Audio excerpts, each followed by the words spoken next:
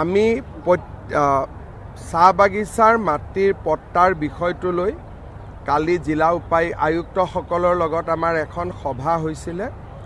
প্ৰত্যেকখন বাগানত এখন 4জনীয়া কমিটি গঠন কৰা হ'ব। সেই 4জনীয়া কমিটিখনে শ্ৰমিকসকলক আবেদন পত্ৰ সংগ্ৰহ কৰাত সহায় কৰিব, কাৰণ মাটি বাৰী তাত ডিটেইলছ থাকিব, ফিল আপ কৰিব লাগিব।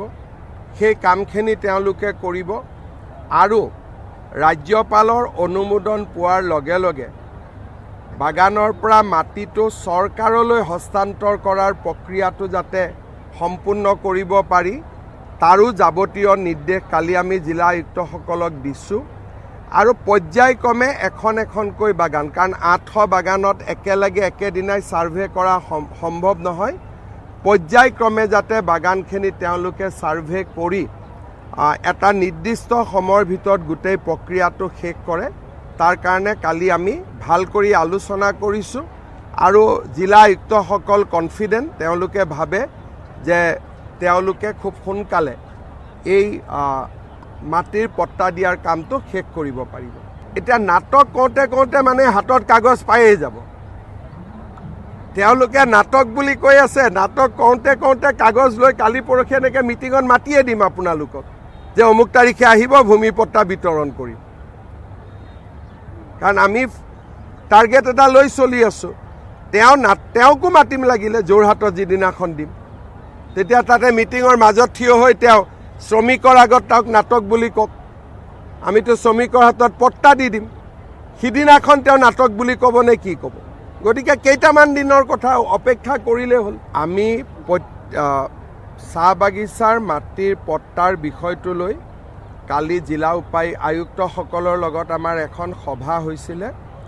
প্ৰত্যেকখন বাগানত এখন 4জনীয়া কমিটি গঠন কৰা হ'ব। সেই 4জনীয়া কমিটিখনে শ্ৰমিকসকলক আবেদন পত্ৰ সংগ্ৰহ কৰাত সহায় কৰিব, কাৰণ মাটি বাৰী তাত ডিটেইলছ থাকিব, ফিল আপ কৰিব লাগিব। সেই কামখিনি তেওঁলোকে কৰিব আৰু ৰাজ্যপালৰ অনুমোদন পোৱাৰ লগে লগে বাগানৰ পৰা মাটিটো চৰকাৰলৈ হস্তান্তৰ কৰাৰ প্ৰক্ৰিয়াটো যাতে সম্পূৰ্ণ কৰিব পাৰি তাৰো যাৱতীয় নিৰ্দেশ কালি আমি জিলা আয়ুক্তসকলক দিছোঁ। আৰু পৰ্যায়ক্ৰমে এখন এখনকৈ বাগান, কাৰণ 800 বাগানত একেলগে একেদিনাই ছাৰ্ভে কৰা সম্ভৱ নহয়।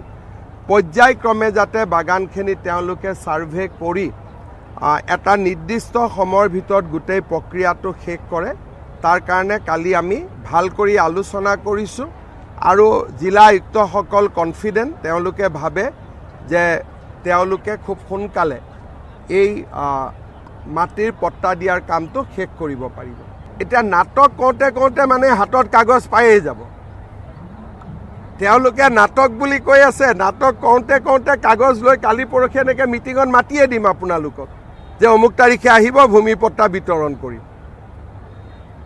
কাৰণ আমি টাৰ্গেট এটা লৈ চলি আছোঁ।